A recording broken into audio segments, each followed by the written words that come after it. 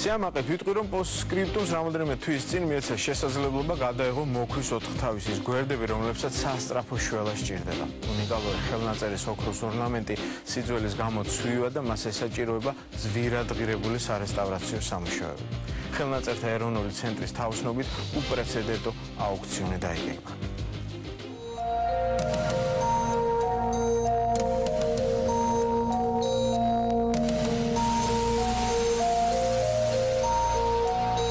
საქართველოს ხელნაწერთა ეროვნული ცენტრის უნიკალურ საცავში უამრავ მანუსკრიპტსა და ისტორიულ ძეგლს შორის ინახება ერთი ოთხთავი. მისი გადაწერა 1300 წელს აფხაზეთში მოქვის საკათედრო ტაძარში დასრულდა. ეს არის ქართველების და აფხაზების ერთობლივი სახარება, რომელიც დღეს ზუსტად ისეა დაზიანებული, როგორც ჩვენი ურთიერთობა. მოქვის სახარების აღდგენა შესაძლოა სიმბოლურად ქართველების და აფხაზების ურთიერთობის გაერთიანების საბაბიც გახდეს. მოქვის სახარების რელიგიურ და ისტორიულ ძეგლთან მიახლოვება დღეს მხოლოდ გამონაკლისს შემთხვევებში ხდება. ხელნაწერი იმდენად დაზიანებულია, რომ მისი გადაშლა შეუძლებელია. გადაფურცლისას ეტრატი დეფორმირდება, ცვივა მასზე დაკრული ოქროს ფურცლები.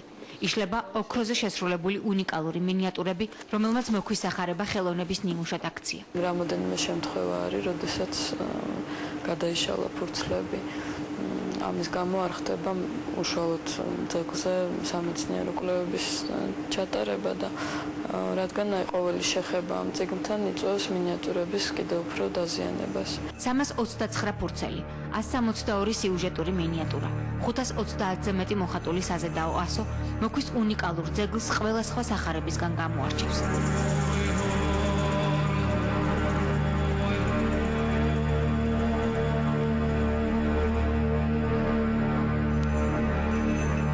ქართველთა და აფხაზთა საერთო სალოცავის გადაწერა აფხაზეთში წმინდა მეფის დემეტრე მეორის დროს უნდა დაწყებულიყო.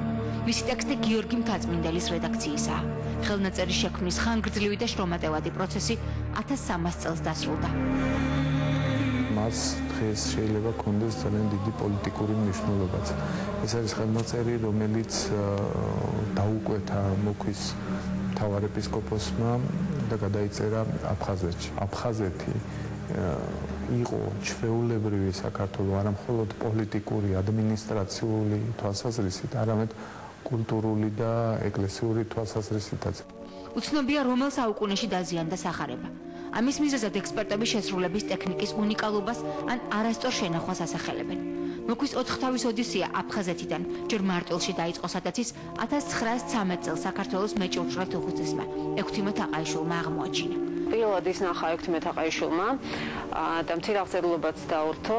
შემდეგ საქართველოს ძირითად განცდთან ერთად, უნიშნულოვანეს განცდთან ერთად ხელნაწერმა დატოვა გასაბჭოების შემდეგ ჩვენი ქვეყანა და იყო პარიზში და პარიზიდან ის მეორე მსოფლიო ომის შემდეგ ჩამოტანილი იყო ისე საქართველოში. ექვთიმე თაყაიშვილის მიერ გადაღებულ ამ ფოტოებზე კარგად ჩანს, რომ მოქვის სახარება მე-20 საუკუნის დასაწყისში გაცილებით კარგ მდგომარეობაში იყო. აუცილებლად უნდა მოხდეს კონსერვაცია, ან დამაგრდეს იმ მდგომარეობაში, როგორშიც არის, რომ აღარ მოხდეს შემდეგი ცვლილებები თვითონ ფერწერულ ფენაში. რესტავრაციას რაც შეეხება, თანამედროვე მიდგომა ესეთია, რომ არ უნდა მოხდეს ხელოვნურად რაიმეს დამატება. ეს სახარება განსაკუთრებულია. მხოლოდ ამ ხელნაწერებშია გამოსახული ქრისტეს გენეალოგიის ამსახველი მინიატურა. 4 თავი გამოირჩევა ღვთისმშობლის გამოსახულებათა სიმრავლით, რაც პირდაპირ მინიშნებაა ღვთისმშობლის წილხვედრი ქვეყნის შესახებ. დასაკარგით რო არა გვაქვს, ვიდრე დიაგნოსტიკის შედეგები გვეცოდინება, მანამდე გვინდა რომ ჩვენ ეს დრო გამოვიყენოთ ამ საქველმოქმედო კამპანიისთვის.